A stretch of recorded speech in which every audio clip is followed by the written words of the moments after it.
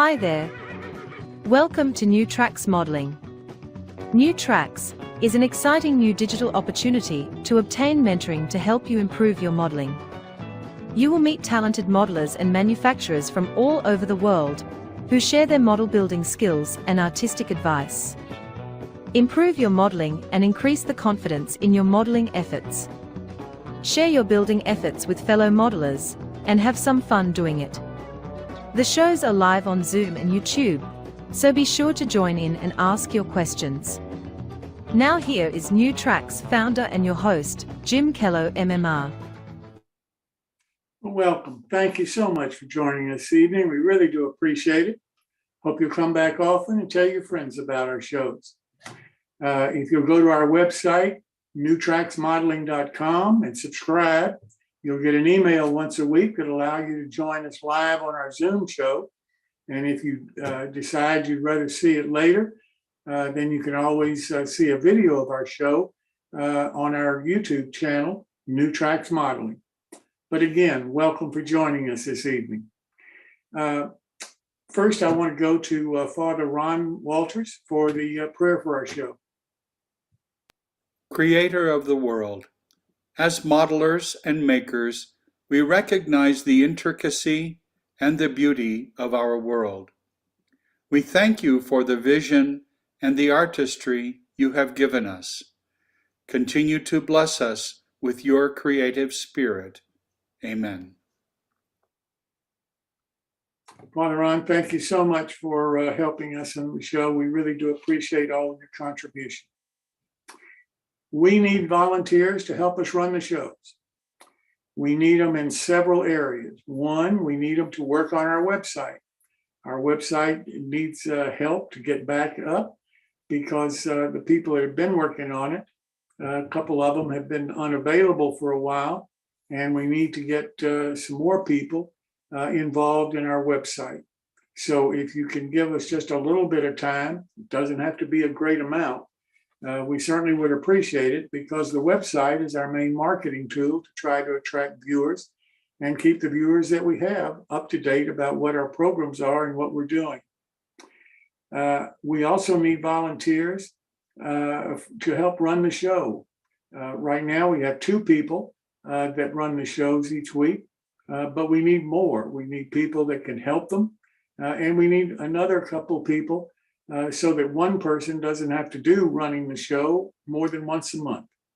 And I'm serious about this. I mean, everybody out there has some kind of talent that they could offer, and we need a lot of people and a lot of help to keep all of the programs and all of the activities of New Tracks going. So if you enjoy what we're doing and think it's worthwhile, we certainly would appreciate a little of your time. Another thing that we need is we need a CPA or at least a very qualified accountant to help with our 501c3 company to make sure that we do all of our proper accounting work and make all of the required reports to the IRS. So if anybody out there has that kind of skill, we definitely need that kind of help to help us with the scholarship 501c3 program. The modeling lifestyle, we don't have one coming up next week. The person that we had scheduled had an emergency and I had to postpone his appearance. And frankly, I just didn't want to try to force somebody else to try to get ready on short notice. So we're not going to have a show next week. I'm getting awfully good comments about how the shows are run and about the people that we've had on. We've had some fantastic modelers on that show. And we try to do it once every 2 weeks because frankly, it takes us 2 weeks between the shows to get ready for the next one. We have a rehearsal of the show 1 week prior to the actual show, and that normally will take an hour, hour and a half. And then the show itself has been running around 2 hours or a little bit longer in some cases. The last show with Ian Fangers ran 2.5 hours. But it was going well and everybody was having a good time and we were learning an awful lot about how to paint figures. And I just didn't want to stop it. But if you know of somebody that you think we should include that we haven't so far, please let me know. Because getting the referrals from people who know other people is how I try to find the people who should be on the show. It comes from recommendations from people who are watching the show, or from people that I personally know who I can call up and get a recommendation from. So my email is jimkellow, JIMKELLOW @newtracksmodeling.com. You'll send me an email and tell me who the person is, and hopefully give me an email or a telephone number. That's all I need. And I will try to see if the person is interested in our show. We have the My Bills coming up. We have two of them that I want to talk about. Tom York is coming up the 10th of May, and Father Ron Walters is coming up the 10th of May. Father Walters, again, is going to be using Inkscape, which is a free program, and Tom is doing one of his kits. Remember, he's only making 25 of this, and the delivered at your front door is $40 for no scale kit, which is not a bad price. Tom will be concentrating on the weathering and painting of the model rather than the construction, because the construction is fairly straightforward. But from what Tom tells me, where people are having trouble is with the weathering and the actual painting of the kit. And that's what he's going to be concentrating on. So those will start on May the 10th. And you'll hear about one from Brian Bollinger later on tonight when we introduce his build along that's going to start on May the 31st. So those are the next ones that are coming up. Hope that you'll like them, hope that you'll participate in them, and hope that you feel that it's worth your time. Another announcement I want to make, we're trying to find out who, if anybody on the show, is going to attend the NMRA National Convention in Dallas, Texas, August the 21st through the 26th. And if anybody's going to be there, then we'd like to know about it, because we're planning to have a table at that convention. And if you could give us a little time while you're at that convention, then you could be a part of the New Tracks presentation at the NMRA National. Again, my email is jimkellow@newtracksmodeling.com, and look forward to hearing from you if you're going to the convention.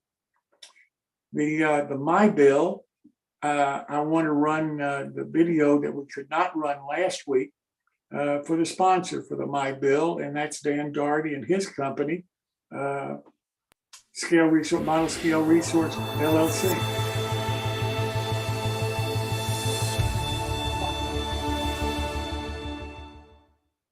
Welcome to the world of scale, O and S railroading. We are your resource for all O and S scale modeling. Both our magazines are advertiser supported and free to read online, download as a PDF, or even print. All advertisers are hot linked to their website, so if you see something you like, just click.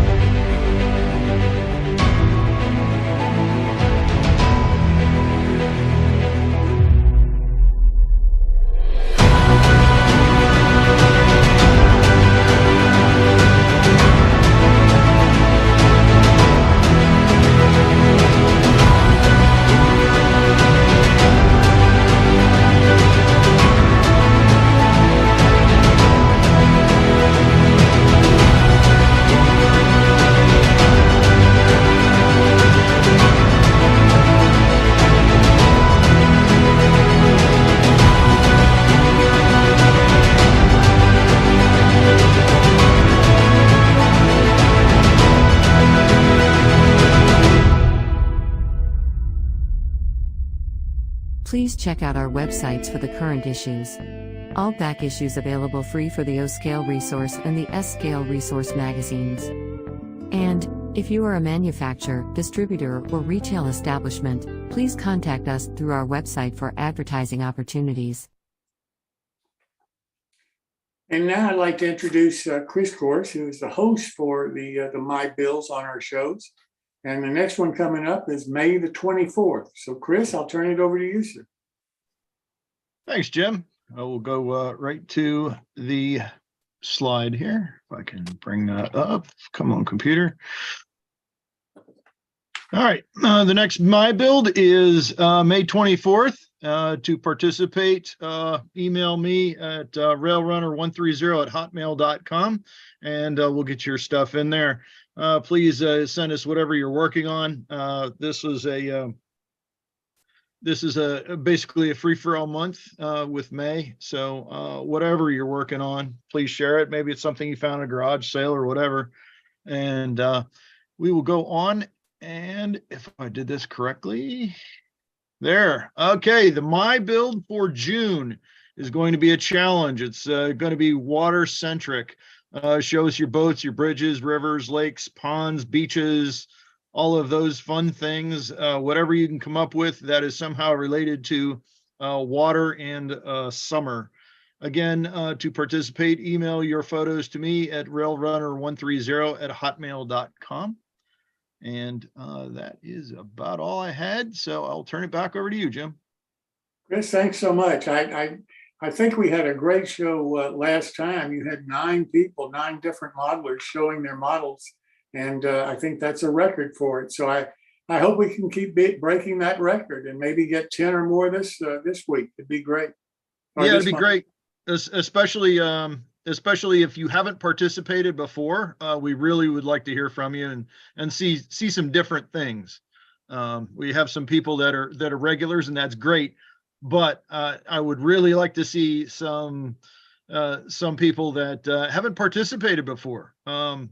Even if it's something you need help with or ideas for, please drop us an email with those photos, and we'll get it on there. And maybe maybe if it's something that you're having creative difficulties with, we can have a discussion on it and see if we can help you out. So. And I want to make sure everybody understands that this is a fun thing. This is not meant to be judgmental or anything like that. This is not like entering a contest or, waiting for people to jump all over you and say, well, you don't have this many rivets here and there. That's not what this is all about. What this is all about is, what are you building? And we're all building something probably. So what is it? And we'd like to share it, and we'd like for you to share with us.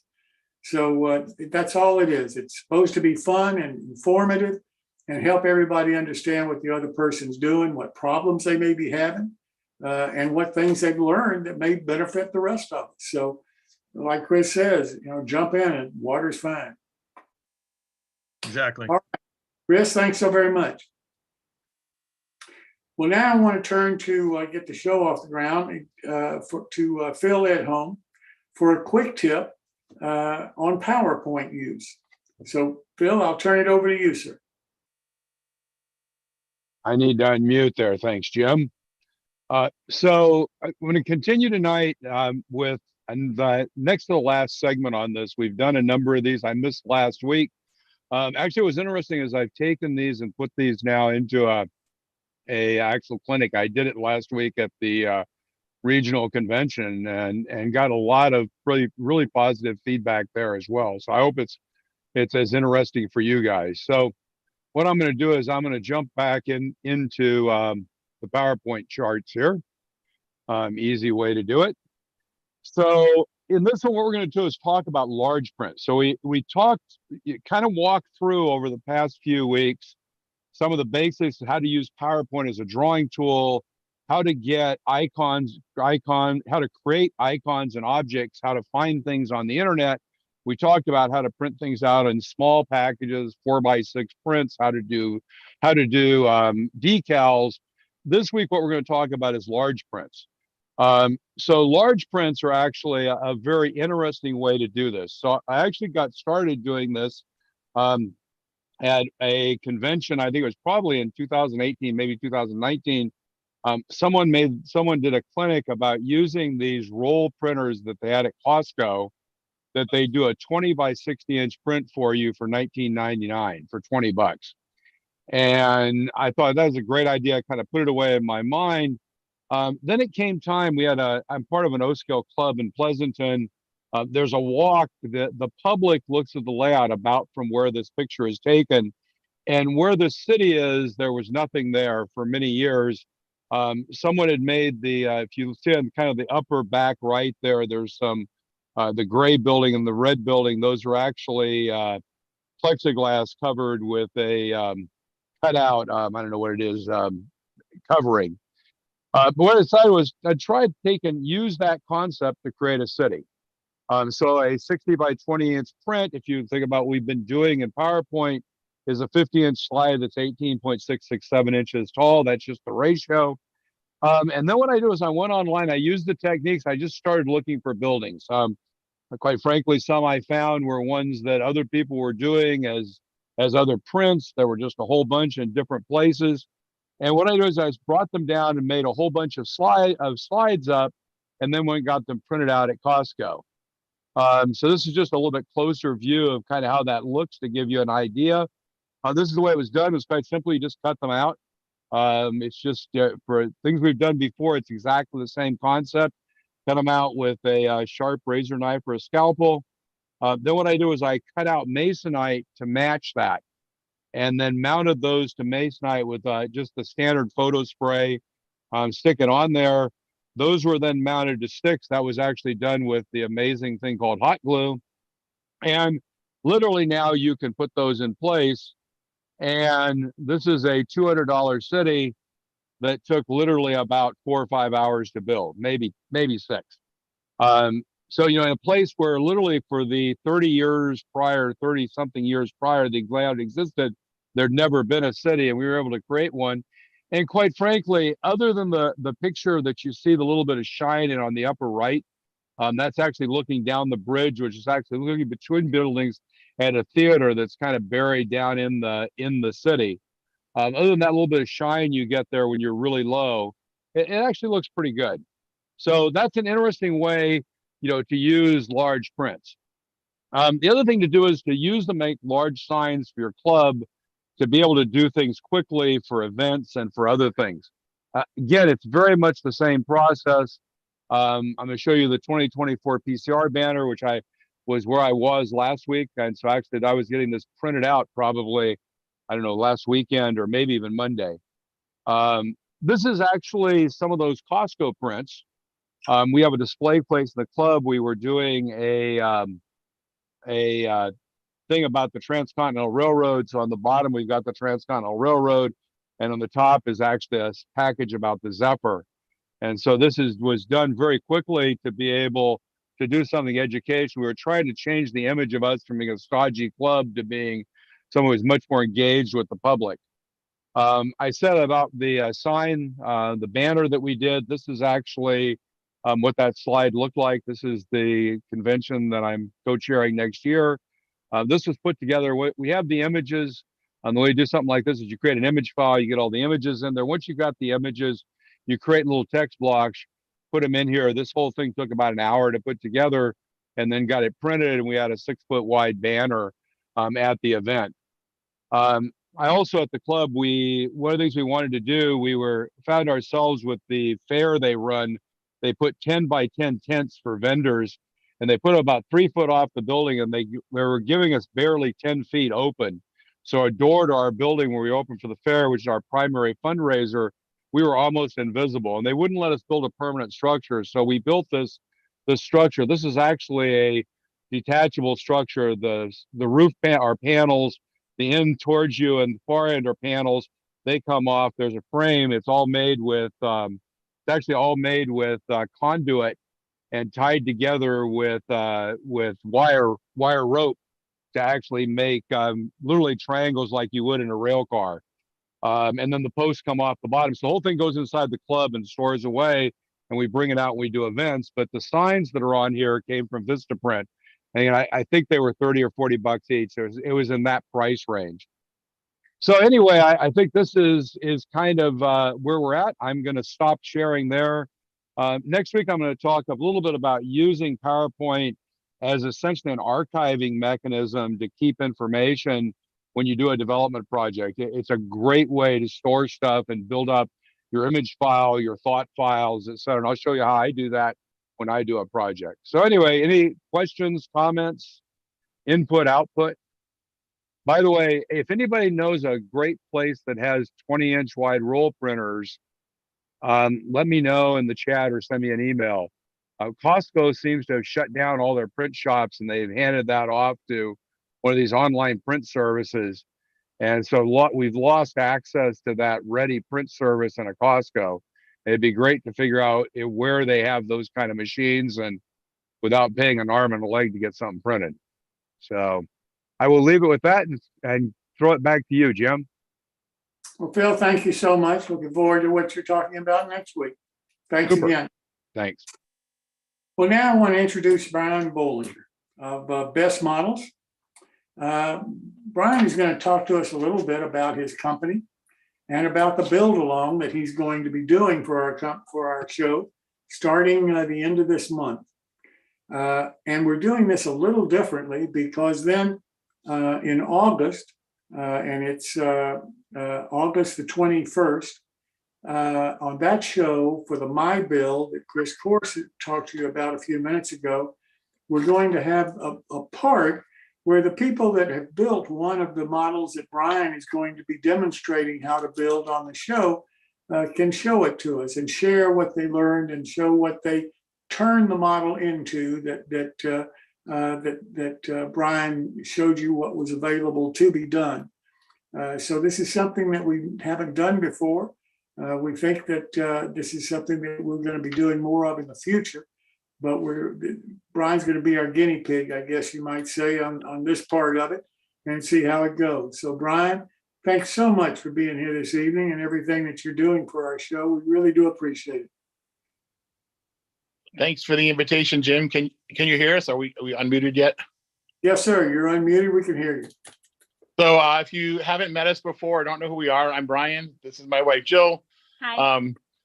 The way we kind of divide up our work is I try and do the development of the kits. And then once they're done, I write the instructions and she tries to keep the product in stock.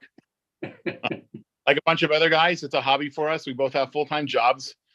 So sometimes we fall behind a little bit in the model train stuff, but it's a lot of fun. So what I thought I would do tonight is maybe just give a little tour of our shop, kind of show you what we do. And then after that, or towards the end of that, I'll get to some of the models for the build along.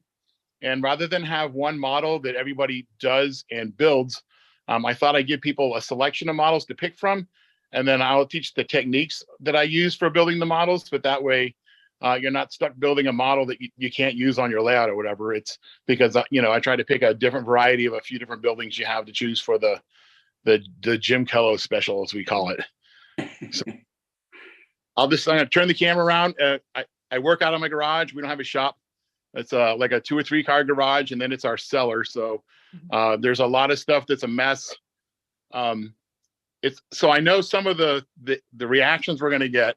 If you're another manufacturer, you get it because you see little dioramas laying everywhere. You see buildings laying all over the place, and it's like no big deal because that's just part of it. But if you're like a guy who buys models and has a layout, you're like, why are those buildings in the corner getting dusty, or how come you're not using them? And they're like, why are they just laying everywhere, half finished? Like that's just kind of what it is when you're really busy and stuff's laying around. But so I'll start in our turn my camera around. Let's see. All right, so if you have any questions along the way, just feel free to shout out, or I don't know how you like interrupt the Zoom call, but so here we do our spin casting. We have the rubber molds. This is what a mold looks like. Oh, there's a little guy, even little figure, little man with a shovel. I don't know if you can see him. And the molds have cavities. So you put the mold into, well, this one's automatic. So slide the mold in here. All right, I'm not sure. Oh, there's a button. See, my wife does the casting. And around around and you put the mold, the hot metal in the top. And as the mold is spinning, centrifugal force kind of pushes the parts out into the cavities. And almost as fast as you can spin them, I don't know, with about 20 or 30 seconds later, you can start pulling the pieces out and cutting them off. This is a second pot we have. So this pot is pewter. This pot is not. It contains more lead and stuff like that, but that's for like when we're doing car weights for Tichy, or there's a few other people we cast parts for, and they prefer a different, less expensive kind of metal because it's not stuff that's going to be handled. So we have like piles of molds there. We just have a bunch of stuff everywhere. Over here is our main laser. So it's a universal. I think it's like 12 by 32 inches or something like that. 18 by 32. Oh, 18 by 32. There's a Kern laser. We used to use that a lot. It started to not track too well, but it's a workhorse. It was water cooled. I'm just not mechanical. So at some point, I'm hoping to get that repaired. Because we cut a lot for ourselves and a few other people, there's our Northeast scale lumber pile. There's some more molds. There's our shelves of more molds. I'm not sure how many molds we have, but if I had to guess, I'd say we have somewhere between 800 and 1,000 molds. There's our shingle inventory. So if you buy like peel and stick shingles from us, we have them packed and ready to send out. Except for, oh, maybe you can help me. Organized. So yeah, then we can just grab stuff. We try and keep everything in stock all the time. So when somebody orders it, we can have it in the mail within a couple days. There's our line of like our little, just the basic kits kind of on the shelf. Recently, a couple months ago, some people might know, we picked up castings from New England Brownstone, Russ Green. So there's some of his stuff we're starting to sort through. Like there's some of the molds for the different pieces. So we kind of bought everything blind. I mean, I kind of had an idea of what he made, but we're kind of now really discovering what all we got. If you've been to shows and you've seen these are casting displays. So there's some of our castings. There's a few holes we need to catch up on. There's our rack of Viterro stains for people who have seen that. Again, we have a lot of, like, I just really need small dioramas for like box cover photos. And so I just got this bread rack and here's one I'm working on for, that's going to get edited and be used for 2 or 3 different things.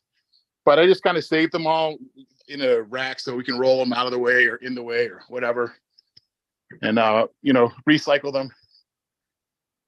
Then we go out of the garage into the basement. There's these are castings that are like in bins. They haven't been in the individual packages yet. There's a couple buildings. There's just the basic kit. It's a schoolhouse. I don't have the patience to do shingles. So my wife does all the shit for me. This is we had a contest for some people to send in ideas for just the basics kit. So this is one from near North Conway, New Hampshire. So that's another contest winner. There's a bunch of our models built up. Some scenery supplies. Way down at the end, those are like everybody else's kits, like the George Celios and South River Marks, whatever. Then in the last row, there's the kits ready to go. There's a bunch of more like shelves and models built up. And I think that's about it. Let's see. Oops, wrong one. Brian, so there's a few more like just Brian, you're small one. Brian, what you're showing looks much more than a small business. Well, it takes up a lot of space because we've been doing it for about 30 years. And I'm not smart enough to stop doing it when you don't make tons of money. I just like doing it. So it's an addiction. Yeah. We earn enough money to go to McDonald's, but, at the end of the month, but not to go out for steak. So yeah. We're still happy. So the kits. So here are the ones that we're offering for the like I said, the Jim Kello special. There's a crossing shanty. So if you get this, that will come with 2 of them in the kit. We got a little red shack. And if you're not familiar with just the basics kits, they come with the walls, the window doors and stuff like that, but they don't come with castings and they don't come with shingles typically. With the Jim Kello special, we're going to include shingles. And the idea behind these kits is a lot of guys have parts left over from other kits, or they kind of use them for kit bashing. So rather than make you pay for like gas station castings that you don't need, you just buy the gas station. Like there's a guy that took our gas station kit and turned it into a marina on a boat pier. And so a lot of guys kit bash these into other stuff. So you're not paying for what you don't use. And they're cheap, it's $20 for a kit. So there's not a lot of those ones. There's a small stable, so that's another option for something. And we have now, this is a Anaconda shack that we're putting for the Jim Kello special, but I'm showing both of them. There's like a board and batten version, and the clapboard one is what I'm doing just so I don't have to do a bunch, but I'm showing them to you because it's the same kit and you can build them however you want. You can actually have 2 separate buildings if you want the little lean-to to be a separate building, or you can attach them to the main building. So that particular kit's a little versatile in the way that you set it up. Then I have a Whitehaven shack. I don't know. I think it was a chicken coop or something at one time in its life. And then the last thing is for people that need a little flag stop. We have a little station here. And if you've been on my Facebook page, then you'll know that the little red flag on the top of that was supposed to be green. So I changed it so on the website it's correct, but I haven't gone back and repainted it. I ask for help while I'm building models and nobody says anything. And then when you're done, everybody tells you what you did wrong, but that's normal. I think that's about it. If you go to, there's a link. What? Oh, flip it back to me. Okay. Well, no, I'm not done yet. So if you go to the Jim Kello website page, there'll be a link to where you can buy these things on our website. There's a few things I talk about for things I use. So this is just a plastic bag, and I filled it with BB bullets. You can fill it with sand or whatever you want. But we use this so when you're gluing a roof down, you can place it on the roof of the model. So some of the stuff I've listed, I'm just showing you here, like how we use it. When I use weathering chalks, I know some people do it over a piece of newspaper, but I've just got to the point where I'm tired of cleaning up. So I bought these plastic containers. So when I weather a model, I weather it right over the container, and all of the chalk and stuff falls back into the container. So that saves me, it takes up a little more space on your shelf, but it saves me from having to clean up all the time. And so for me, time is a commodity as well. So I guess that's about it, unless anyone has any questions or anything like that.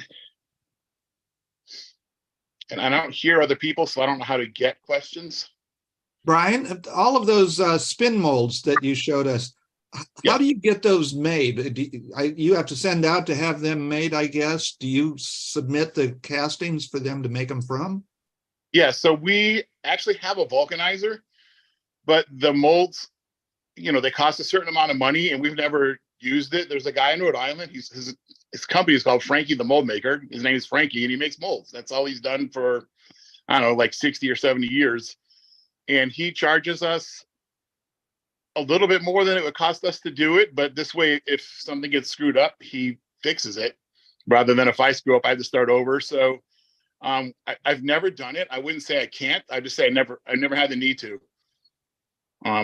So we've printed, I think some of the best stuff we've done is we did a couple policemen, because we did a diorama for the Massachusetts State Police Academy Museum, and I needed HO policemen. And so I had a guy do some up in CAD work, and then I printed out brass masters from Shapeways. And even after we had the molds made and we cast them, you can see the little buttons down the guy's jacket and on his pocket. So it actually worked out really well.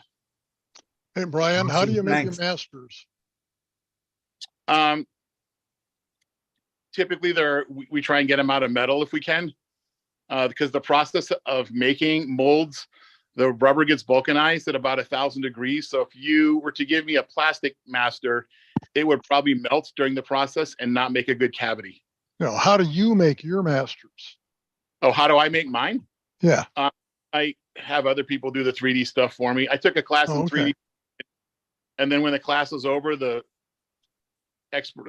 program that we got for free expired, and then it was like $3,000 to buy it. And since I'm working with wood and other stuff, I just decided I'll be the guy that works with wood and a little bit with plaster. And like we have kits that are resin, but Sylvan Models in Canada, they do all our resin casting. I just kind of farm stuff out that I don't have time for. We also have like 2 daughters that are 10 and 11, so I don't want to be in my garage all the time. At least not so they're graduated and out of the house. Well, Brian, I want to thank you so much for offering the variety of kits to everybody that you're offering. Really do appreciate it. And thank for you and your wife for being with us this evening, and look forward to the build along starting the end of this month. All right, thanks. We'll see you in a couple of weeks. Thank you so much to both of you. Bye-bye. Bye. Well, now I want to go to Bob Davidson for his workshop tips and tricks and tools and website and a little bit of everything. Bob, welcome. A little bit, it's a melange of information here. Let's get this going. So welcome to Workshop Tips and Tricks, week 15. Unbelievable. Time flies when you're having fun. Again, I'm Bob Davidson, exhibit designer. Worked in theater for a long time. Now do a lot of exhibits for trade shows and museums, and design graphics, etc. Tonight, our topic is let's get jiggy, templates and jigs, and really, I could spend a month on this. This is just going to be some basic ideas and concepts, and maybe you'll get some ideas. And if anyone would like to get into anything a little in more depth, please just email me, and we can start a conversation. I'm also trying to, everything you see tonight, I've tried to do so that you don't need to have a milling machine or a, vertical mill or a drill press or whatever. These are all kind of handmade, hand-cut stuff. So we'll keep it to that. So why are we going to do a jig or a template? Well, repetitive operations. So if you need 20 of one thing, or you need to drill holes in 50 pieces and you want them all to be in the same place, or marking out something, or assembling. So that's why we do these. Also, you'll get a record for future duplication. One of the things I always recommend is that you make one extra. If you need 10, make 11 or 12. And then the real reason here is so that you have accuracy from piece to piece, so that the first piece you make is the same size and shape as the last piece that you make. So we'll start with templates. A template is a shaped piece of metal, wood, card, plastic, or any other material that you use as a pattern. And that's for processes just such as painting, cutting out, shaping, or drilling. Templates really aren't involved so much with assembly. It's for making the parts that we need so that we can assemble stuff. A template can be as simple as ready-made, these plastic drafting templates.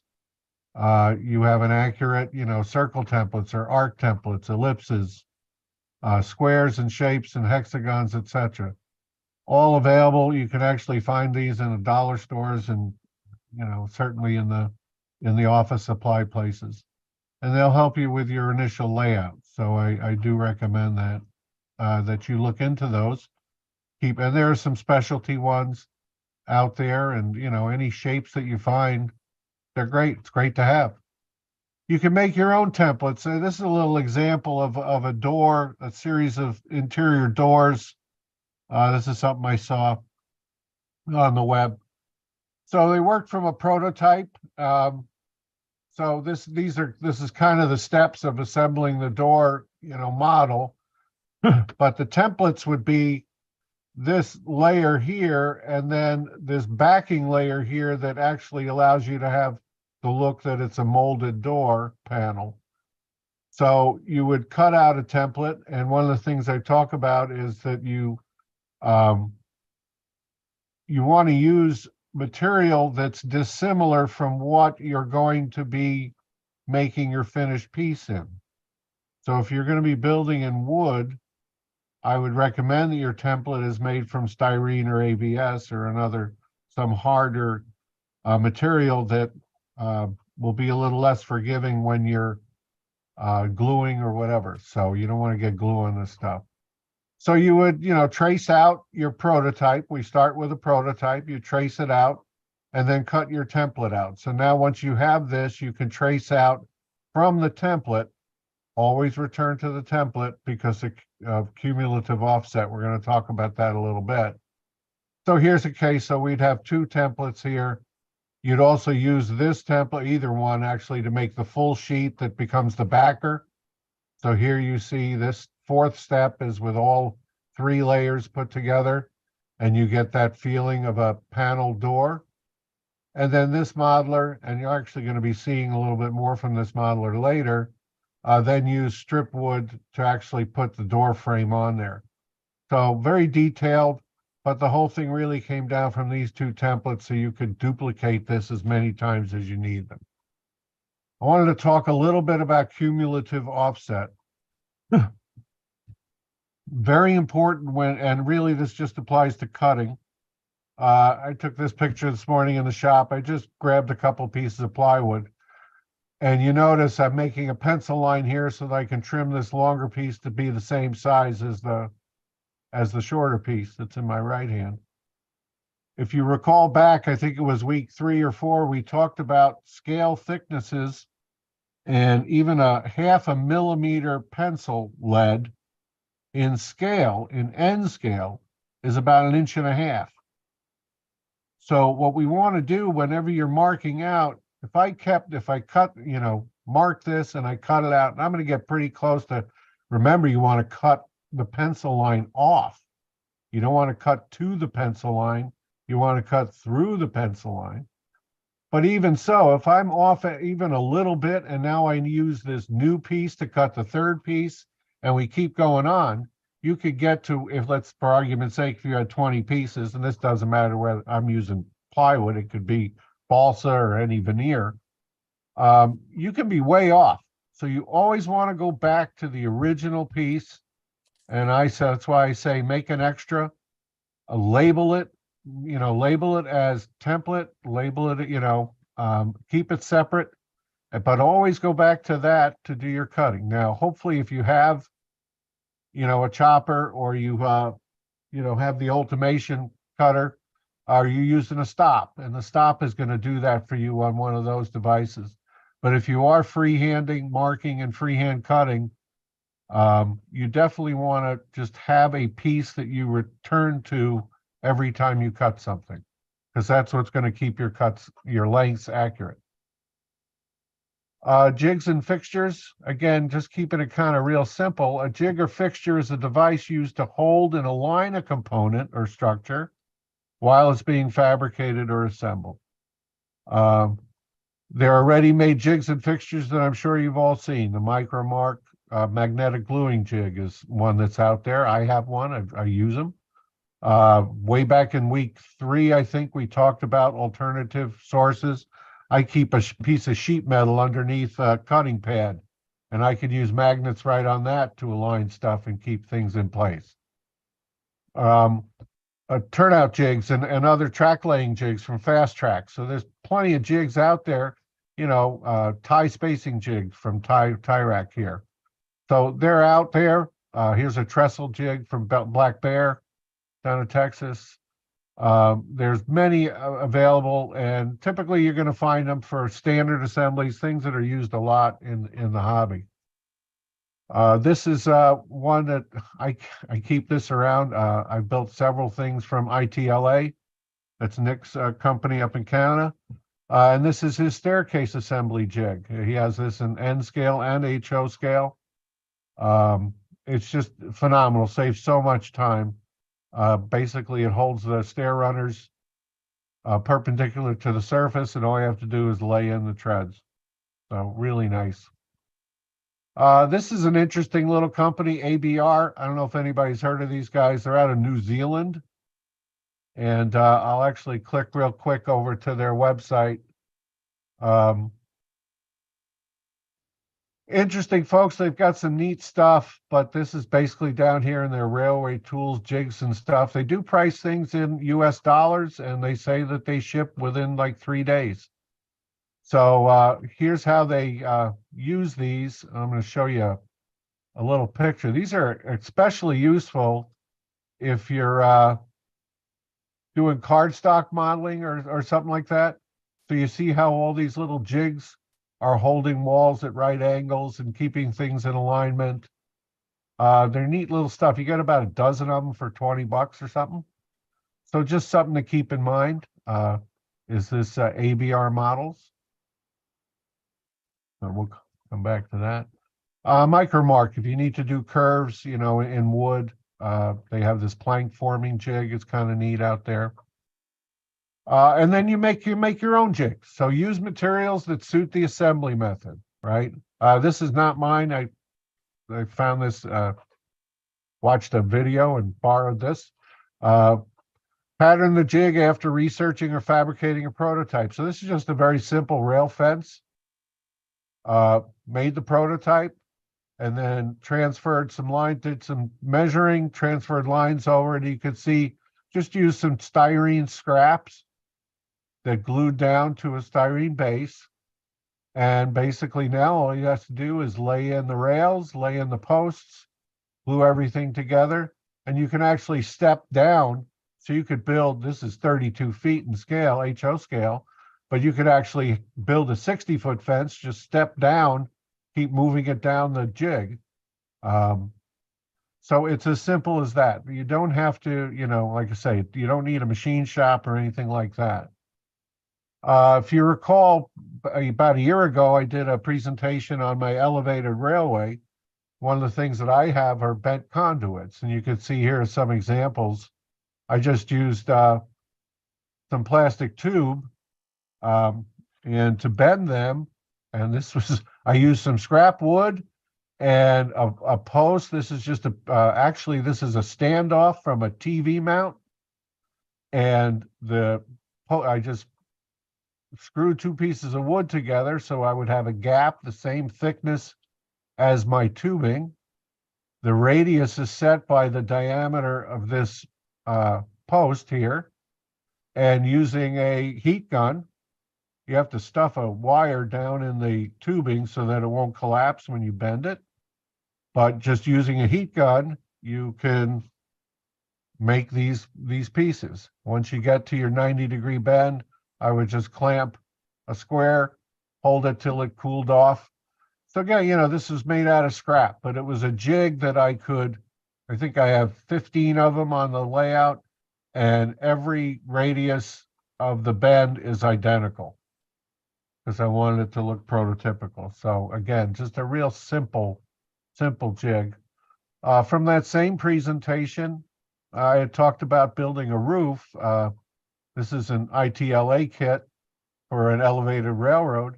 So their kit came with flat roofs, but the prototype's roofs were, you know, have a peak to them. So what I did was I fortunately have a table saw. I was able to make up just some stock that matched a pitch that I wanted in the roof. Was able to then just transfer over, just using a bevel gauge, transfer over the angles that you see here, the interior angle at this joint and the exterior angle at that, and was able to transfer that over and make up these little jigs that help me assemble these roof pieces. And then here's what the finished piece came out like. Very simple, really incredibly inexpensive to do. So if you just analyze each project as you go and, you know, just look for simple ways that you can repeat stuff, it'll just make life so much easier for you. So that's kind of, you know, like I say, we could get into a lot of detail on specialized situations, but everyone is going to be different. So just think it through, look at the prototype, figure out how the best way is that you can build more than one of them easily. Tool of the week, speaking of this, is just one of the things that's really helpful if you're going to do this stuff is a technical measuring set. I'm just calling that because that's what Harbor Freight calls it. $9. You get a whole mess of calipers, interior, exterior. These are great. Depth gauge, micrometer, and doesn't matter how accurate this is because you're just using it to copy dimensions. And this whole thing is $9. So good to have these tools around so that you can transfer dimensions accurately. And here it is again, just a little larger. I got two neat websites tonight. I'm sure a lot of you have heard of this, Arm Ballast. I actually saw these guys from an article on MRH. Just really cool and wide variety of real rock ballast. So these aren't nutshells or anything like that. This is actually rock. And they're great. The prices seem to be pretty good.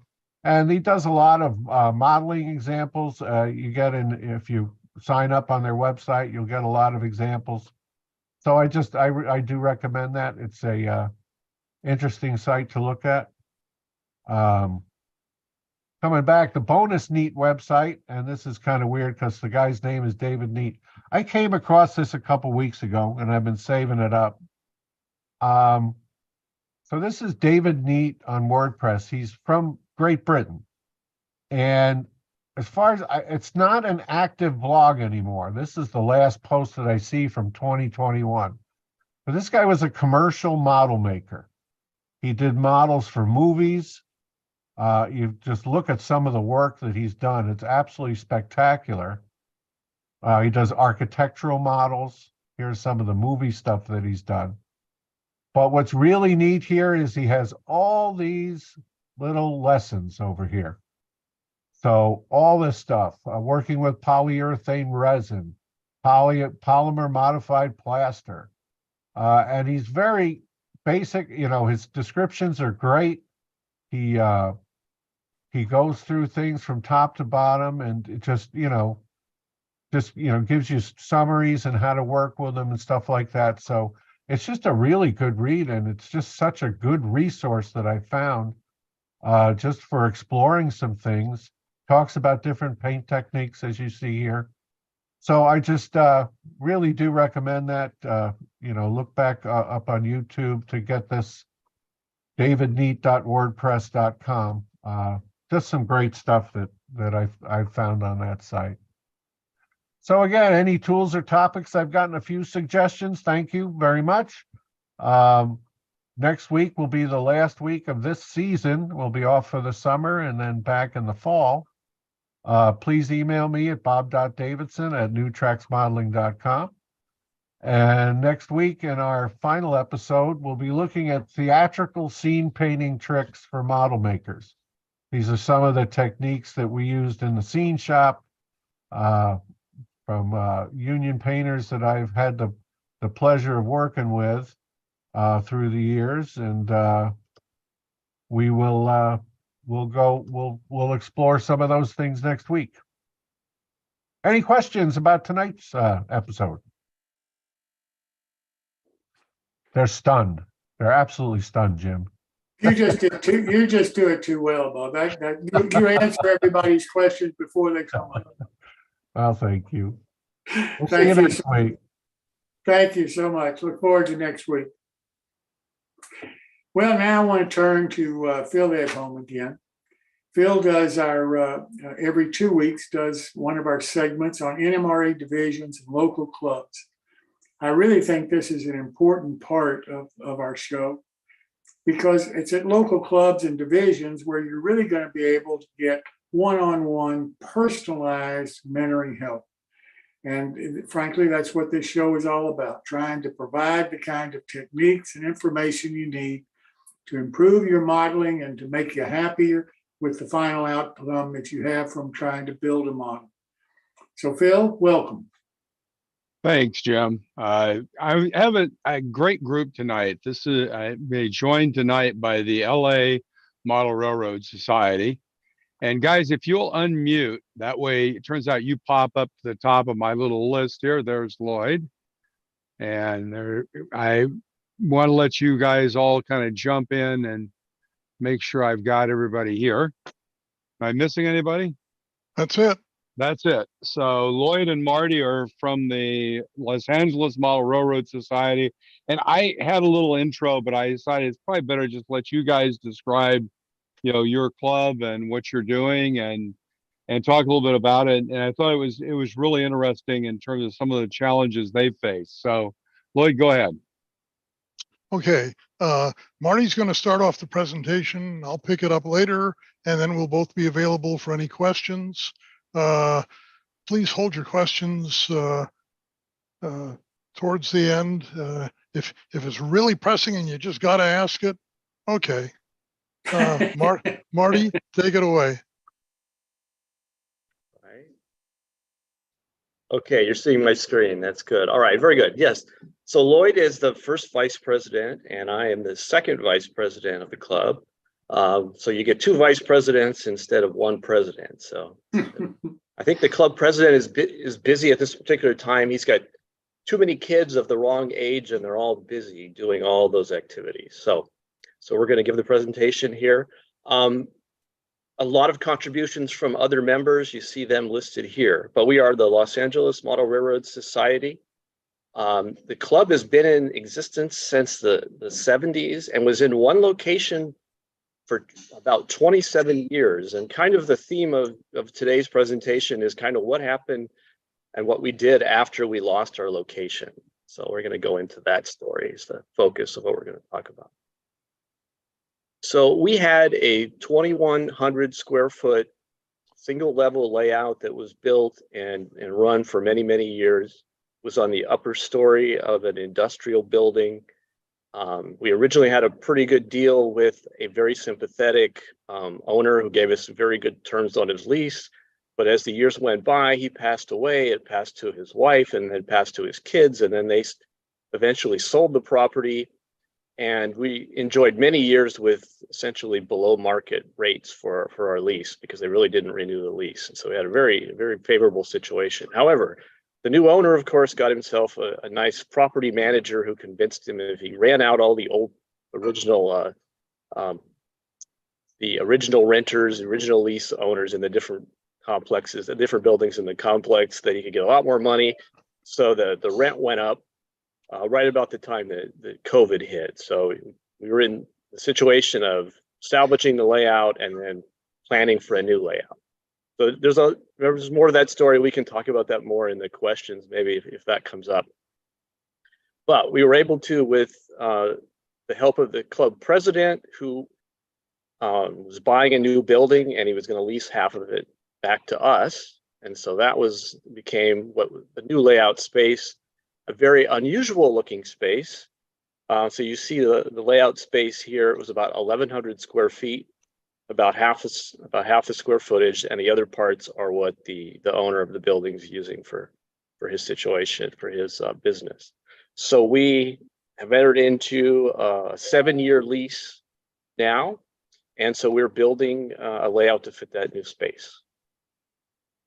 So a little bit on the planning. We actually spent, I think, about a year, Lloyd, in doing the planning for the layout. We started out by, surveying the membership and deciding, and discussing the features that we really wanted on the new layout, what was the most important and what was not. So we established a track planning and requirements document with really 12 requirements and then 16 kind of, it'd be nice to have preferences.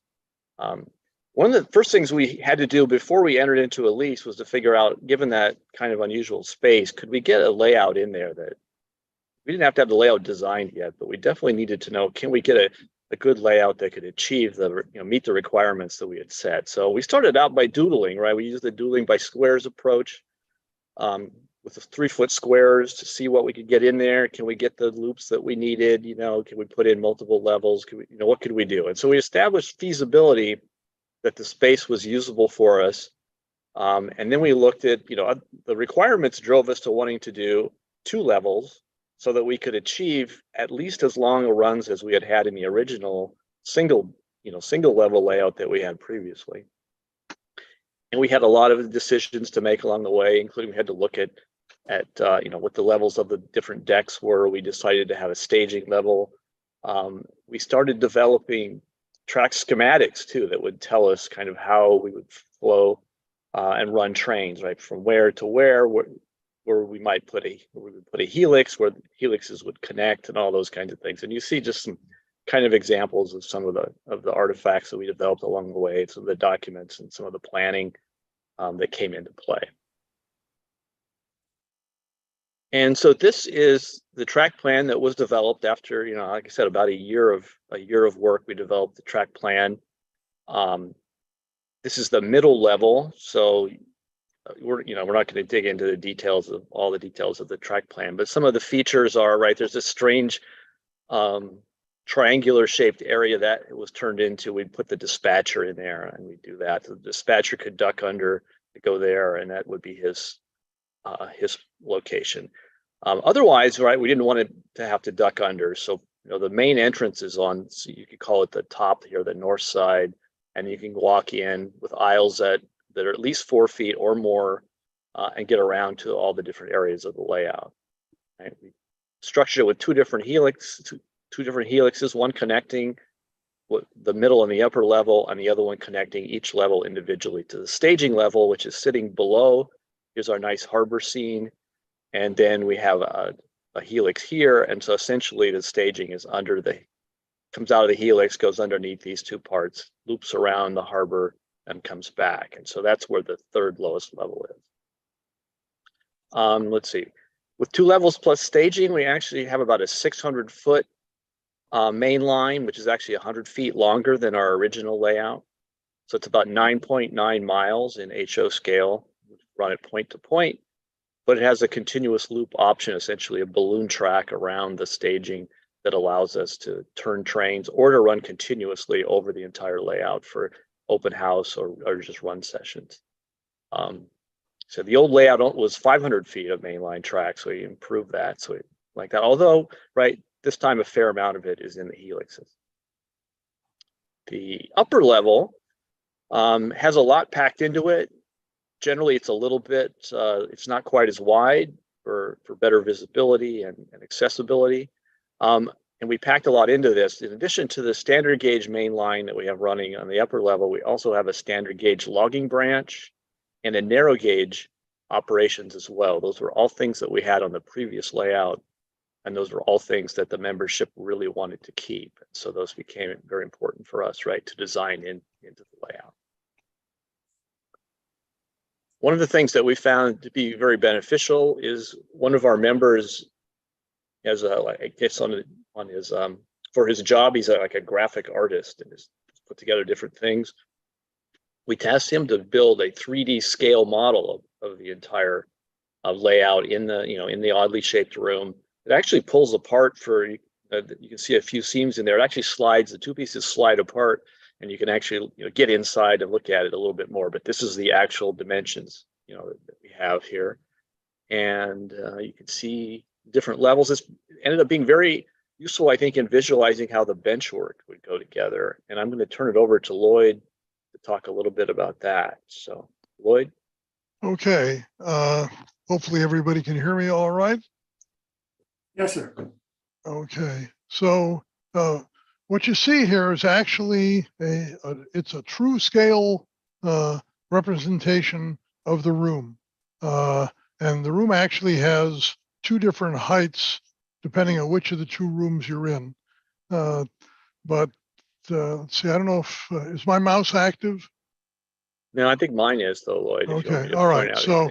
So what you can't see very well is over on the blue side, there's where the smaller helix is.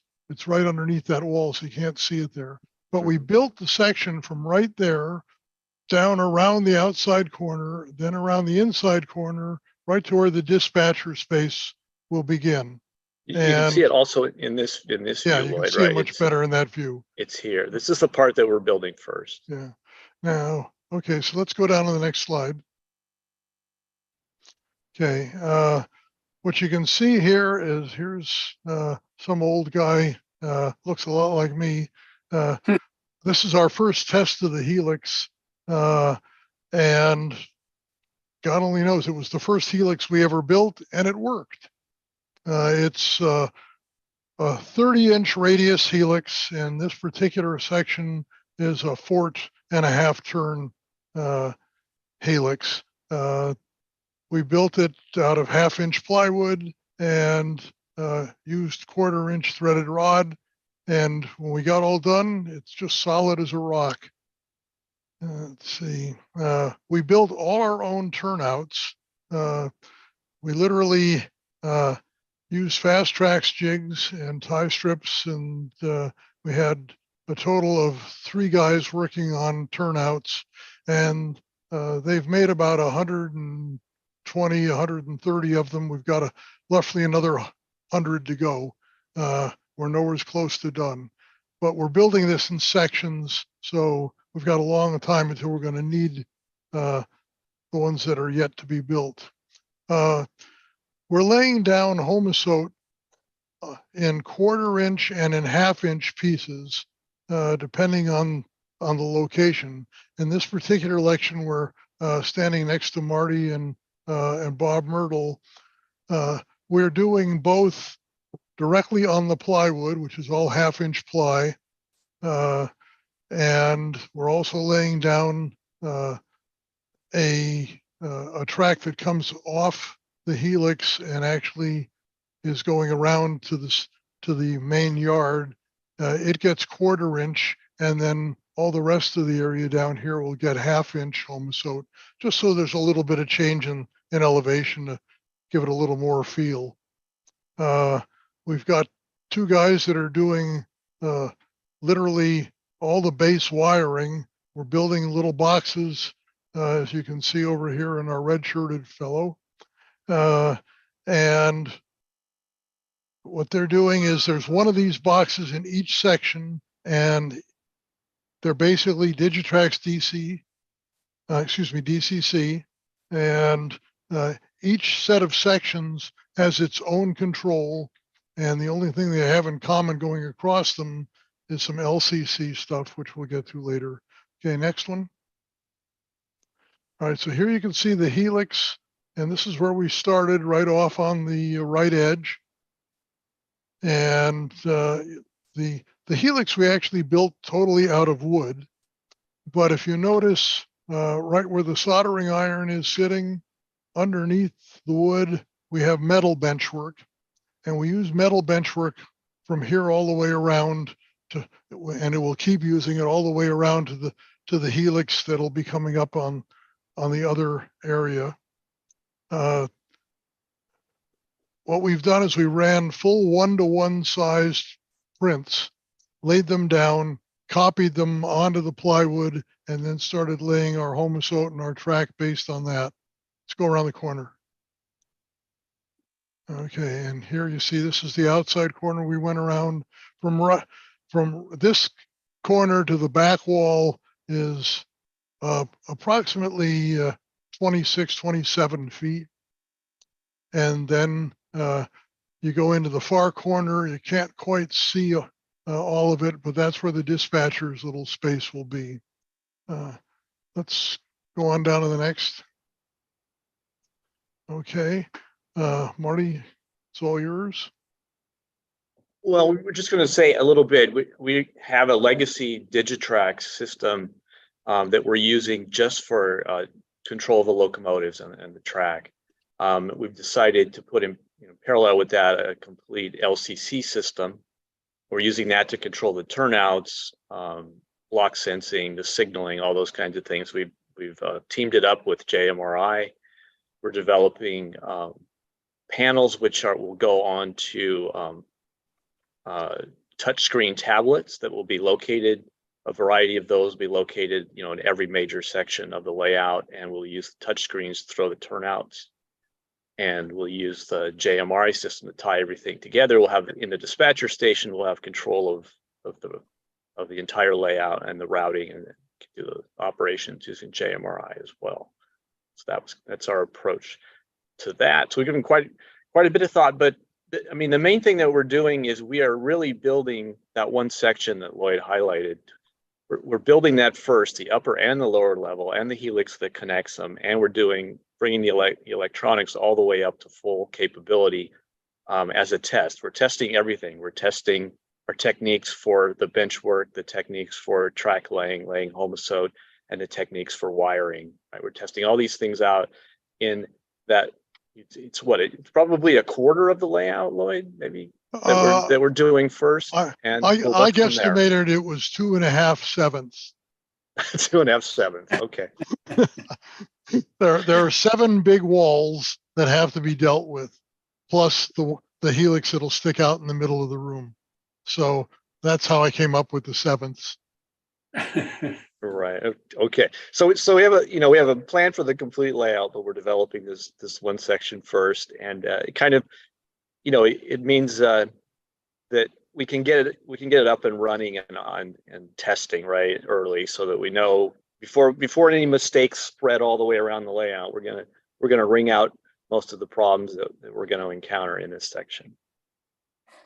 Okay, I think that's mainly what we have. We just wanted to thank the audience and be happy with the opportunity to present here. So then we'll open it up to questions.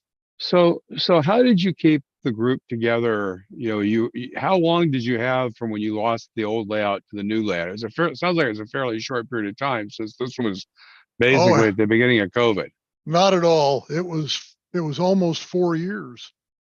So what things did you do during that 4 years to keep the membership together and kind of going, so people didn't kind of move? Yeah, well, we're very lucky. We have 6 or 7 guys that have home layouts, and what we did is we actually decided that we would run trains on a regular basis, and what we did is we actually said, okay, who wants to be the dispatcher?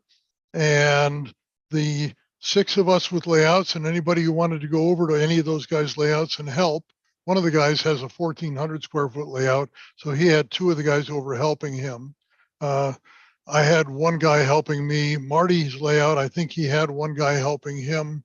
Well, I had the advantage of I had both an inside and an outside layout, a garden railroad, that were connected in terms of operations. And so I could have, even during COVID, I could have a couple people outside, even during the restrictions and things. And so that was very helpful.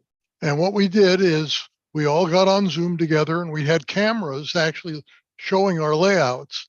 And what we would do is we made up a timetable. The dispatcher would send off the first train, and all we did is the train had all the car types that would be on the train. Plus we had 2 passenger trains we ran. And so what you do is, let's say I was starting, I would run my train from a designated spot on my layout that I said was the start point to as far as I could go on my layout. And then I would hand it off to the dispatcher to give it to the next guy. And he would pick up a train that had all the same car types in it, or anything that I had dropped off or picked up, he would then add to his train or take out and move it on to the next guy. And that kept us going quite a while. It actually used to take us about 3.5 hours to do this. We would start at 9:30 and we'd done about 2:30, 1 o'clock. And that worked well. It really kept people going. We even invited outside people to watch, and we got a few guys from around the country to tune in. It was a fun experience. As we evolved, I mean, we had someone that was essentially the producer or the director, right, or a narrator, and so he would be watching to see what cameras were looking good, and then he would highlight those. He would pin those into the Zoom so that people watching could see some of the activity. Cool. The other thing that we did was we quickly transitioned to Zoom when COVID hit, and we had to get a lot of people that had never used Zoom or anything like Zoom, get into it. Now, right now, it looks like everyone's pretty used to it, but at the beginning, that was quite quite an experience.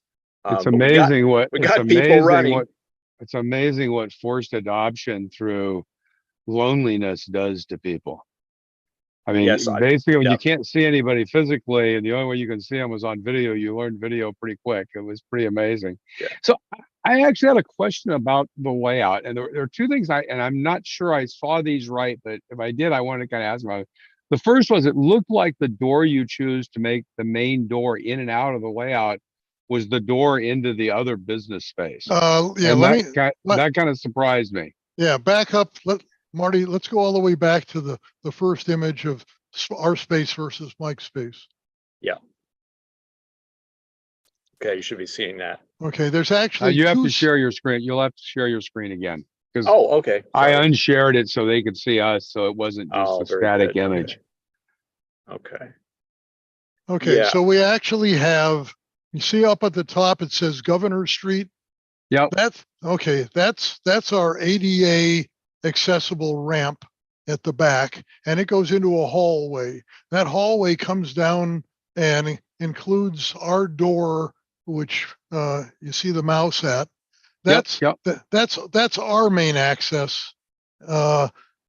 Between that hallway and the Governor Street entrance are two bathrooms and a hallway that goes back to the telecom room. Okay. But in addition to that, in that hallway it goes into a large storage space and a space with a conference room and two offices. We have shared space in the hallway and use of the bathrooms and use of the conference room whenever it's not in use by the owner and his business. And then Okay. That what kind we of do, explains it. technically the public entrance is down at the bottom under where it says space. Right. That's a double door entrance that we, from a legal standpoint, when we're operating with open to the public, we'll have a lift out that comes out of there, and we'll have to keep both doors open. So the fire exit space is through that door and then out through the Governor Street entrance. Right. Right, and we have a card access system that allows the members access to the hallway, the common space that Lloyd described, and the layout, but not the other parts of the building. We talked about how we actually have another set of double doors right where the words Lammers are below the other door that are over there, but we decided to close those off because we wanted to have our harbor scene there, and the harbor scene requires almost Right. Saw that. has no access to the inside. So what you do is you open the upper door and then you can actually climb in there. And that's it. That's as far as we went. Just out of curiosity, how high are your ceilings? In the in the lower room, the one with the harbor scene in it, we're at 8 feet, and in the upper room that has the two helixes in it, the part where the helixes are is at 20 feet. It's really high. Excuse me, 10 feet. Yeah, Right. it's 10 feet, and we actually have cabinets along two of the walls up there that are not over the helix, and the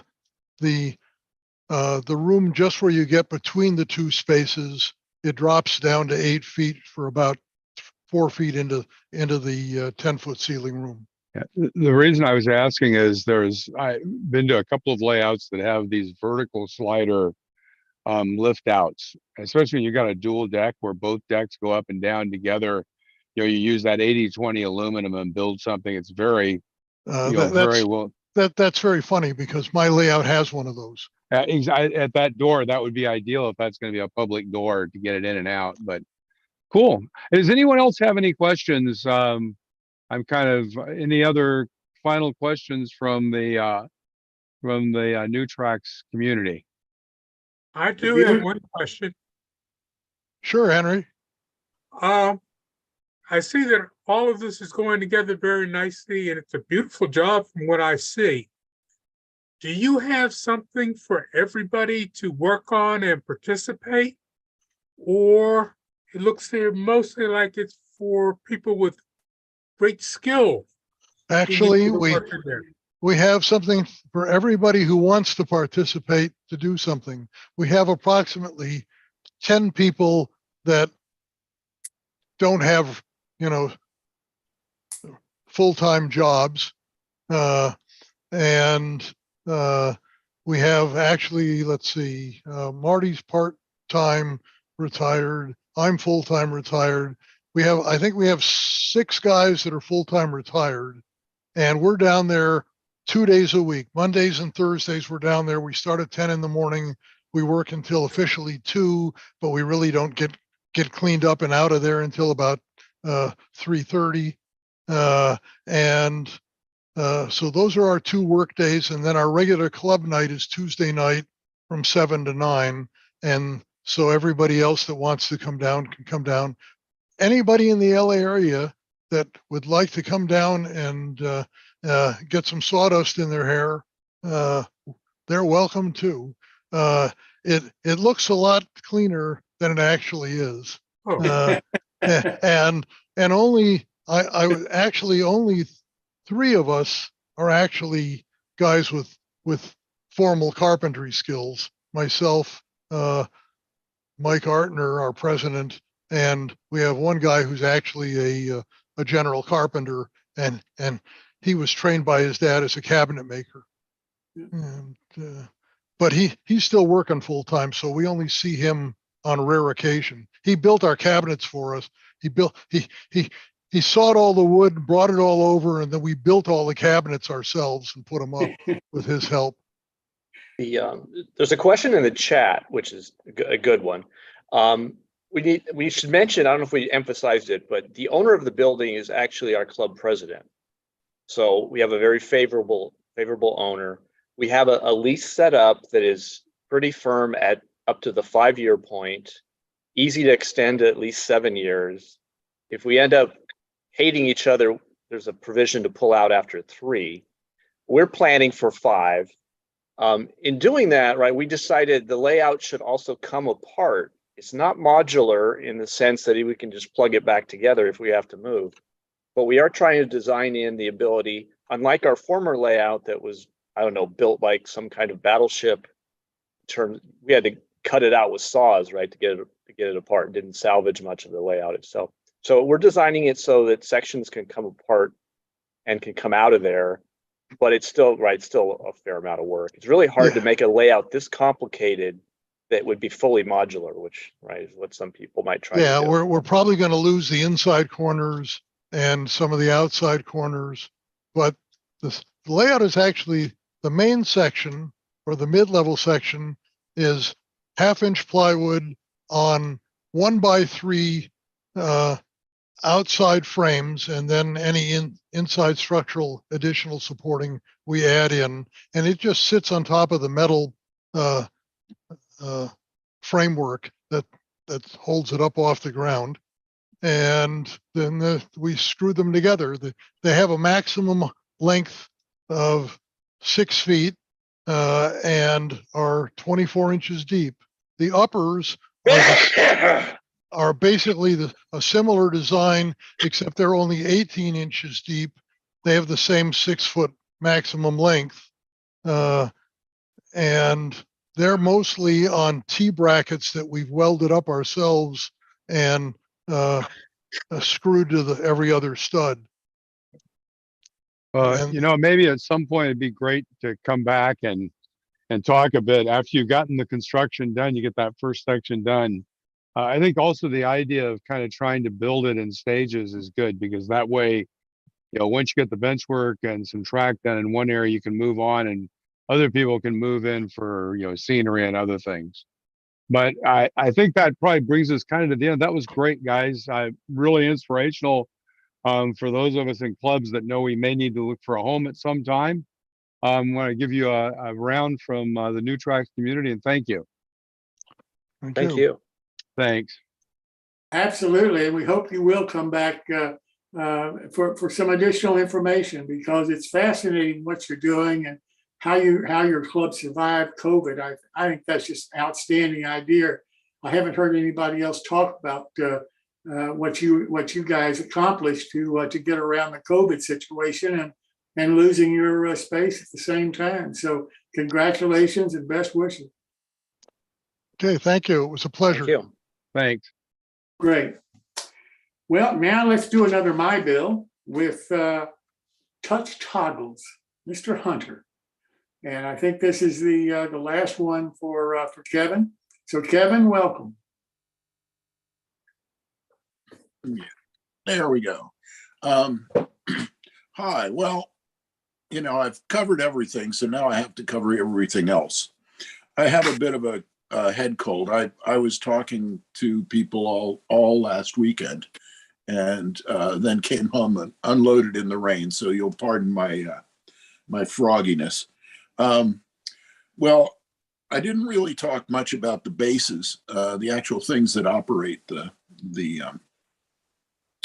switches, and some of our other accessories. So I wanted to just kind of go over the system, and I'm going to be moving fairly quickly. So I'm sure there'll be a bunch of questions, but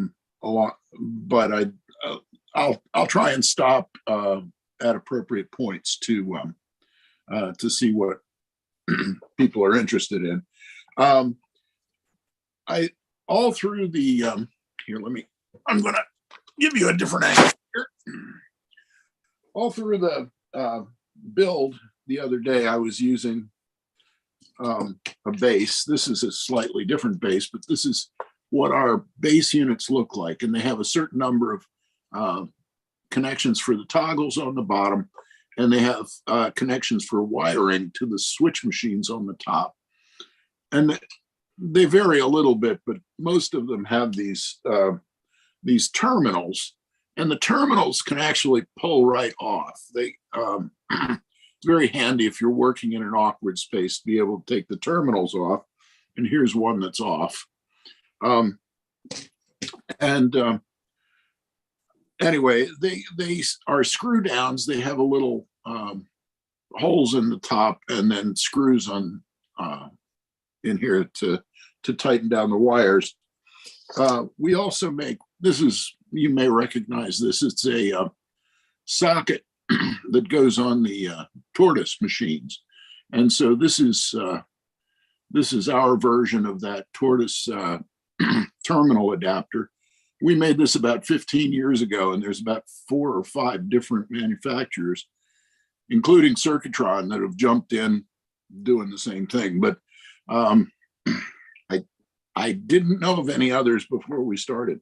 But I'll just show this. Here I've got the 2 wires attached, and we moved some things around a bit. It's all on the website, but it's much easier with the motor wires in the middle, and the switch wires are the 3 and 3 off on the sides. You insert the wire into the terminal block. I've got actually a little motorized screwdriver here that speeds things up, and I just screw that down, and this is 22 gauge stranded wire, and I like to fold it back over, if you can see that, just so that you get a little more mass to attach that, and you have to fold it tight. So anyway, it works fine until you do a demo with it, right? Anyway, that just inserts into the little hole right there, and then using the screwdriver to screw it down. And okay, and that's just a demonstration of what that would be like. Obviously, you could have your 30 feet of wiring there. Now, this is the panel that we made last time, and yeah. And what I'm going to do is underneath here, I was using our direct base, which is used for tortoises, and with the other hand, here we go. And then I'm just going to put this, I took this off of here earlier, and I'll just put that down on. there are like pins underneath that you just press these onto, and there we go. But that I was using the direct base to as a demonstrator. Here we've got a tortoise machine. It's got another adapter on it. I put our adapter on. I hope this works because it hasn't been tested, but there we go. And there goes the wire. Okay. One moment. Well, anyway, I'll hold this. But right here, you can hear the machine run.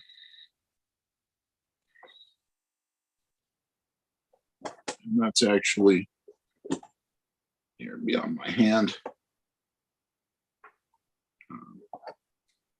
Well, yeah. All right. As I said, the rig demos don't work as well. And you can see it operating there. It's always fun to see the machines actually work. But that's, I've been playing with all these bases that you were seeing last week, but nothing was connected. We have different bases for different solutions. So that's the one for the tortoise machines. This is a relay for on-off circuits. And let's see if I can get the focus to work a little bit. That's not liking it. Okay, but this has 4 single pole double throw switches on it. Each relay is an electromechanical switch that actually throws a mechanical switch. So you can switch anything up to 120 volts or track power, DCC, whatever. And they're so that's an ultimate solution. For that, this is our 3-wire snap base, which is designed to work for old Atlas machines, Bachmann machines, and anything with a twin coil type operator. And you have a common in the middle and a left and right coil for each machine. So this again is 4 machines out, 4 machines or 4 toggles in. It's a capacitive discharge unit, which is about the most sophisticated thing for operating the twin coils, because it dumps the power from this capacitor directly into the coil in a very sudden pop, and then it turns off. So it's both powerful, and since it turns off right away, there's no chance of overheating anything or causing, it can't stick. There's a microcontroller in it to make sure that if you push 2 buttons at once, one will fire and then the next one will fire a moment later after recharging. So all that's managed for you. You don't have to do anything. You just push the buttons and it works. We have the same type of base, except this has a 2-wire output, and these are for Kato and Rapido trains, machines. Some of the Z-scale stuff uses this, but this fires a coil against a magnet. So it pushes the magnet or pulls the magnet. And so it's bipolar in that it reverses direction that way. And again, one is red, one is green. If you get them mixed up, you just reverse them. You can see we've got little legends on how to plug in the toggle and how to wire the 2 wires on there. Okay. Well, in the interest of completeness, let me say this is a complete powered unit designed mostly for either very lonely tortoise machines or tortoise machines that are on modules and the like. So this, and I'll hold it up, I don't know how well it'll focus, but this is a self-powered tortoise adapter. Everything's on it, and you can see this one has a plug here for a toggle, and another one for the toggle for perhaps the other side of the layout. It's got a little jumper here. You can reverse the behavior of it, and so it's everything soup to nuts. You can put DCC in for power, and it will just use it as DC power, or of course DC, because this is so easy to mess up because it's loose. It's got a full rectifier in it, so the DC will work no matter which way it's turned around without blowing anything up. And that just plugs on there, so it hangs right on, and you just plug the toggle straight into that unit. Very similarly, we've got one for the Smail. The Smail is a tortoise with a decoder in it. Pardon me. The Smail is pretty neat if you're going to run everything with DCC, but it's notoriously painful to try and wire for push buttons and so forth. So here again, the socket, this one's sized for the Smail, which is slightly different than the old tortoise. And this gives you access to one of the switches. The other one's used to operate the adapter. But again, two toggles available. You can use one or the other, it doesn't matter. And the Smail has some connectors that just need to be connected, and so that it will give you a little jumper to make that happen. So again, very similar to the to this, except of course the DCC can throw it, and if the DCC throws it, the toggle changes color appropriately. So it's a what we call the universal translator is built into that. That leads to the next one. This is a universal translator. This one has 8. We also make them with 4 across, but the toggles plug in here, and these connect to the to a DCC decoder.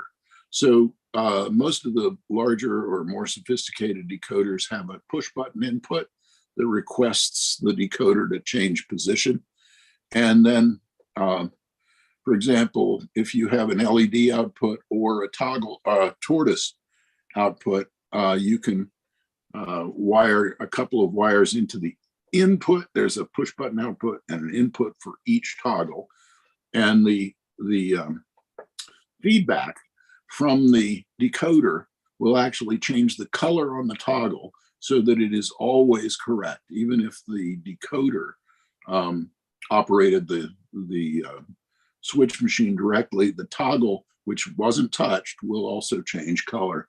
And so that's the same behavior as in the Smail.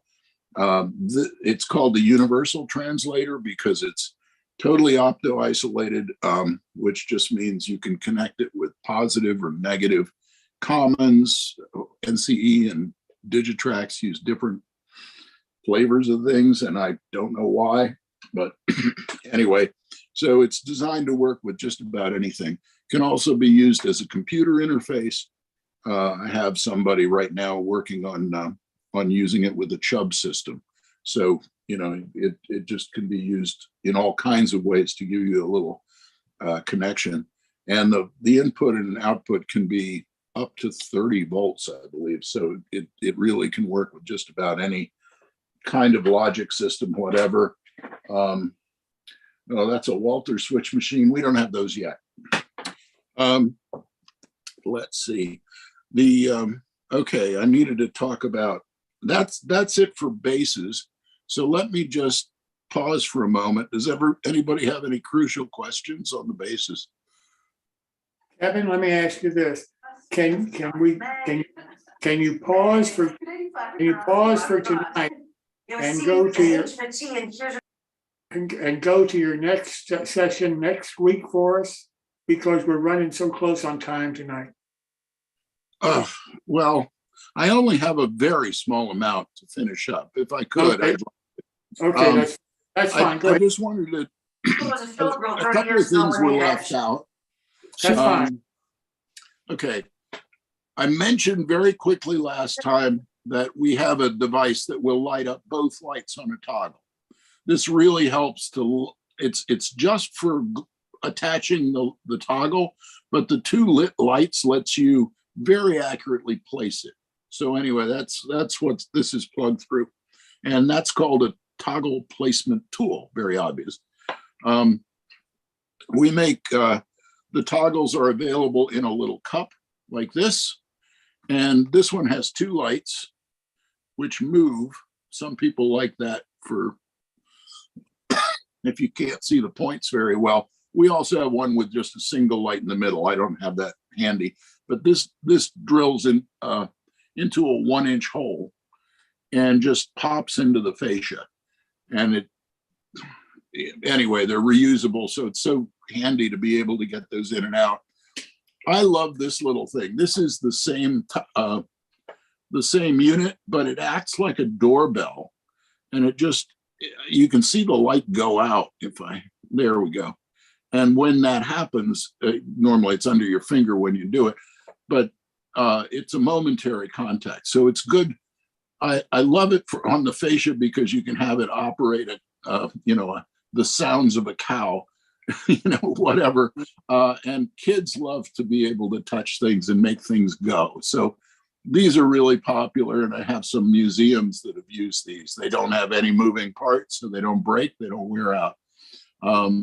These are also made with our new injection molder, and you can see the shine on that. These are really a nice looking piece. Almost done. A couple of little things. We have a number of, this is just a little demonstrator, and I just want to let people know we have things like this. This is, for example, a 3-way switch. So you can control the switch. It has all the timing so that points can't clash together. It takes care of the job for you. And I'm not seeing great color there, but anyway, it just controls the switch. We have another one. This is for the Union Pacific, used a center passing sighting. And so you can go into the center passing sighting here, but if you touch this one, it unsets the opposite side. So it it's kind of crash prevention that way. Likewise, which route around a turning Y you might have. And so you're just selecting the direction that you're going around the Y. And this is mostly just indication, but if you're using multiple lights, it's nice. This has a red in the middle and green on the outside. So if you touch it here, it has 2 greens. And this is, we call that a third light adapter.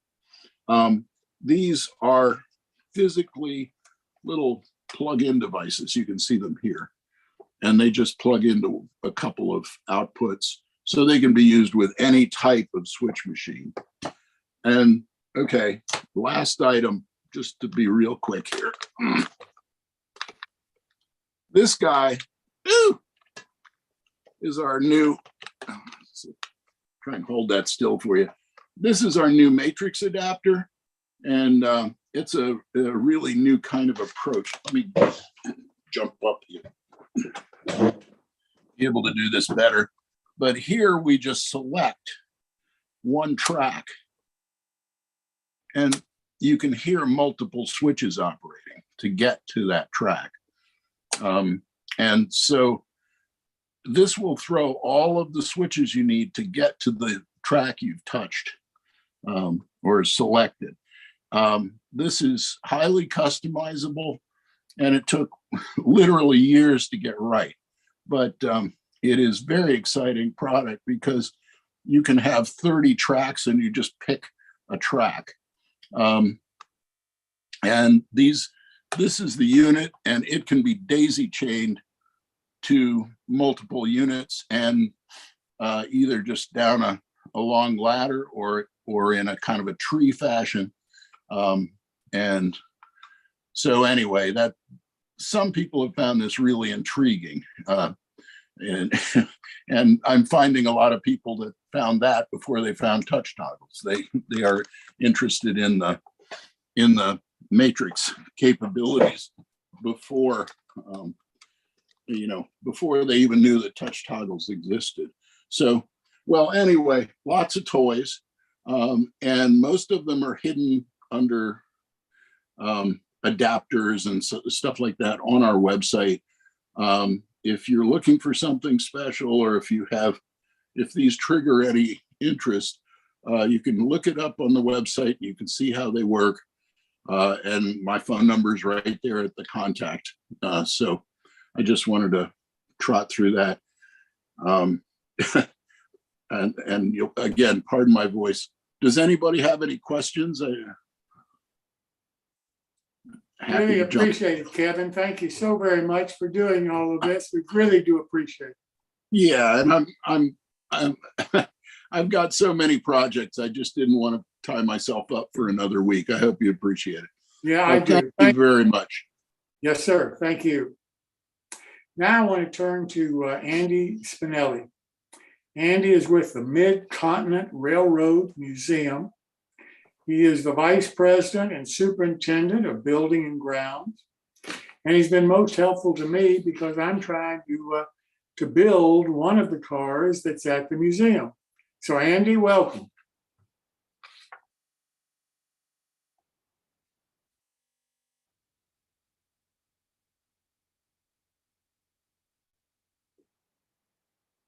I can't find Andy. Well, Andy may not be here then. I'm sorry to hear that. I was expecting him to be here. He's an awfully nice guy. I'm sure that something came up that he just couldn't make it, and I'll try to get him rescheduled. Well, with that said, that ends our show. A little earlier than I anticipated, but it's a live show, and we do the best we can. And don't worry about it. So now we want to show you a caboose that ends our show, which is a caboose that was provided by Pat Rivard. And I hope everybody wishes Pat well, because Pat's family is having some difficulties right now, and he's not going to be available for a few weeks. But we wish him the best and his family the best. And Pat, thank you so much for sharing your model railroad with us tonight. Unfortunately, Jim, I could not find something from Pat and didn't get a reply. So I actually have a substitute, and we will have Pat next week for sure. Okay. Apologize for that. So what I have, guys, this is actually a video. This is a guy named John Zach. He has a layout that is a reasonably accurate in terms of having all of the stations of the Sierra Railroad modeled in 1955, because that was when they had the mallet. He actually did an operating session Sunday after the convention I was at, so I was able to go over there. And so I just took a little video of his layout, and I thought you guys might find it interesting to know that there actually are nice large layouts in California. So here we go.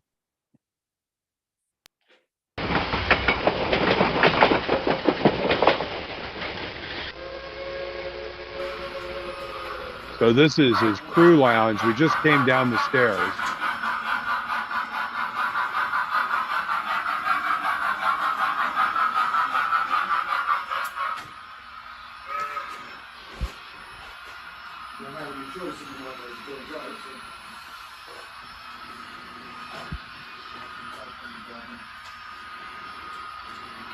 And those are all the jobs on the job board.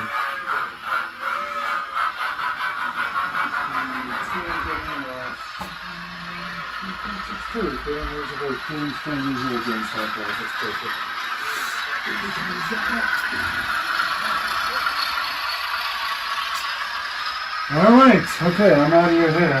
Next up, Keystone.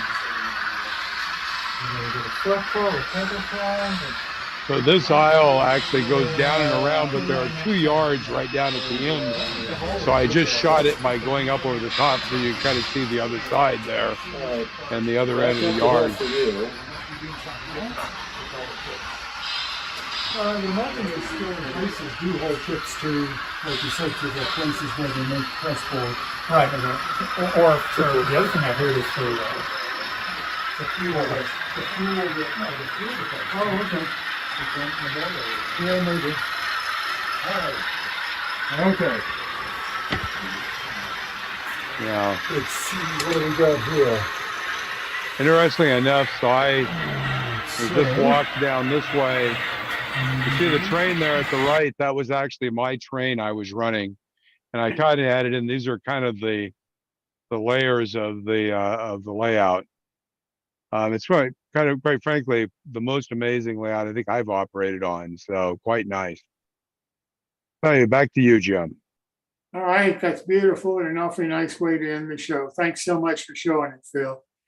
Well, that's our show for this evening. I hope you've enjoyed it. Most importantly, I hope you've learned something. And we'll see you next Wednesday at 7 p.m. Eastern. And happy modeling until that time.